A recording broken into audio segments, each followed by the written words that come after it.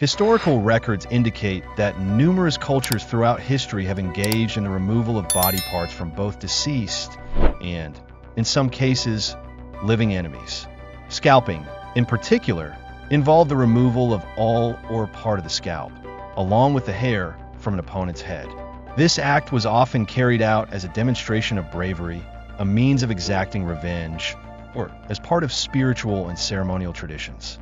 While evidence of scalping in Europe dates back approximately 5,000 years, this discussion will primarily focus on its history in North America and the significance it held among various indigenous nations. One of the earliest known instances of scalping can be traced to the Mesolithic period, discovered at a hunter-gatherer burial site in Sweden. Additionally, skeletal remains from the Stone Age culture in Denmark exhibit clear signs of scalping. A man buried in Sweden was determined to have been scalped around 5,000 years ago, and similar evidence has been found in China from the same period. These findings suggest that scalping was not a localized practice, but rather a ritualistic or combative act present in different parts of the world throughout human history. The Greek historian Herodotus recorded that among the Scythians, a nomadic people who inhabited the regions north and west of the Black Sea, warriors were required to present the scalps of their vanquished foes to their king in order to claim a share of the war spoils. Other historical sources indicate that the Anglo-Saxons and Franks also engaged in scalping practices well into the 9th century. In North America, archaeological investigations near the Illinois River uncovered Native American skeletal remains with scalping-related wounds, dating to the Middle Mississippian culture, circa 800 to 1500 CE. Furthermore, a study published in Plains Anthropologist revealed ancient remains in Nebraska that bore signs of scalping, suggesting that the practice predated European contact and was already deeply ingrained in the cultural traditions of many indigenous nations. At the Crow Creek archaeological site in present-day South Dakota, where a large-scale conflict is believed to have occurred between Siouan and Caddo-speaking peoples, archaeologists from the University of South Dakota discovered the remains of at least 486 individuals. This battle, which took place between approximately 1300 and 1400 CE, left many of the dead with evidence of scalping. While not all Native American groups practiced scalping, for many, it carried immense cultural, spiritual, and social significance. Scalps were often regarded as symbols of power and prestige, and the act itself was linked to beliefs about the afterlife and the transfer of spiritual energy. Young warriors were especially eager to claim their first scalp in combat, as it served as a mark of their courage and prowess. Veteran fighters, too, viewed their collection of scalps as a testament to their victories on behalf of their people. Scalps were frequently worn as adornments, displayed on horses, or exhibited in lodges and villages as a visible record of battlefield success. Once a scalp had been taken, it represented the defeat of an enemy. Warriors used scalps as a form of tally, marking the number of foes they had overcome. Notably, scalping was not limited to male combatants. Taking the scalp of a woman or a child was sometimes considered even more prestigious, as it signified the warrior's audacity in penetrating the heart of enemy territory. Many Native American tribes attached deep spiritual meaning to hair, considering it a conduit of personal power and, in some cases, the seat of the soul. Consequently, the act of scalping was believed to sever an individual's spiritual connection, making it a practice of great ritualistic importance. In some instances, fresh scalps were even offered as sacrifices to supernatural beings. Among the indigenous peoples of the eastern woodlands, certain tribes, such as the Mohawk and Mohican, favored distinct hairstyles, leaving a strip of hair or a roach atop an otherwise shaved head. This served both as a mark of courage and as a challenge to enemies, signaling that their scalp would be easily accessible in battle. The treatment of scalping survivors varied by tribe. Some were ostracized, considered spectral figures whose return to the community was forbidden, while others were revered as individuals touched by the spirits. Accounts from the 19th century provide a more detailed perspective on the experience of being scalped. One of the most well-documented cases is that of Josiah Wilbarga, an American settler who, in the 1830s, was ambushed by Comanche warriors near present-day Austin, Texas. Shot with arrows and subsequently scalped, Will Barga survived the ordeal. He later described the sensation of having his scalp removed as eerily painless, likening the sound to the distant rumble of thunder. With the arrival of European colonists, scalping became a practice observed and, in some instances, adopted by both indigenous and colonial forces. The first known written account by a European dates to 1535 in French records, marking the beginning of widespread documentation of this practice in the Americas. Sometime later, French artist Jacques Lemoyne de Morgues documented the Timucua people's practice of scalping along the St. Johns River in Florida. He wrote, "They carried slips of reeds sharper than any steel blade. They cut the skin of the head down to the bone from front to back and all the way around, then pulled it off with the hair, which measured more than 1.5 feet in length, still attached. Once this was done, they dug a hole in the ground and kindled a fire using a smoldering ember. Over the flames, they dried the scalps until they resembled parchment. The bones and scalps were then affixed to the ends of their spears, which they carried home in triumph. Upon arriving at their village, they held a victory ceremony, solemnly attaching the legs, arms, and scalps of their fallen enemies to poles as symbols of their conquest. When the English first encountered the Powhatan Confederacy in what is now Virginia, they quickly learned of the natives' use of scalping as an intimidation tactic. In 1608, Powhatan warriors presented 24 scalps to the English, trophies taken from an attack on a rival tribe, as a display of their strength and dominance. The Dutch were first exposed to scalping in North America in 1634 when they ventured into Iroquois territory. The Spanish, too, witnessed this practice, though they were already familiar with similar traditions in South America. With the expansion of European colonization, intertribal warfare intensified, further escalating the prevalence of scalping. However, it was the Europeans who commercialized the practice, offering bounties to their indigenous allies in exchange for enemy scalps. Initially, these payments came in the form of goods, but as the system evolved, monetary rewards became the standard.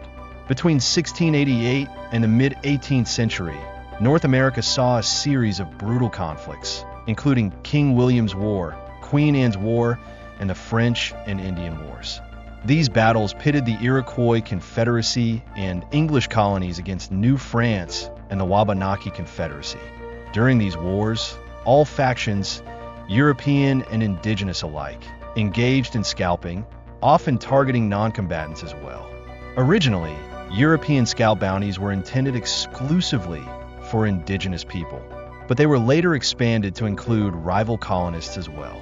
By the 18th century, European settlers had begun scalping Native Americans as well, with colonial governments offering financial incentives to encourage the practice. It became a method of proving that an indigenous person had been killed. In New England alone, over 60 scalp bounty proclamations were issued between the 1680s and the 1750s. Massachusetts, in particular, was notorious for its widespread use of these bounties. One of the most infamous proclamations came from Lieutenant Governor Spencer Phipps in 1755.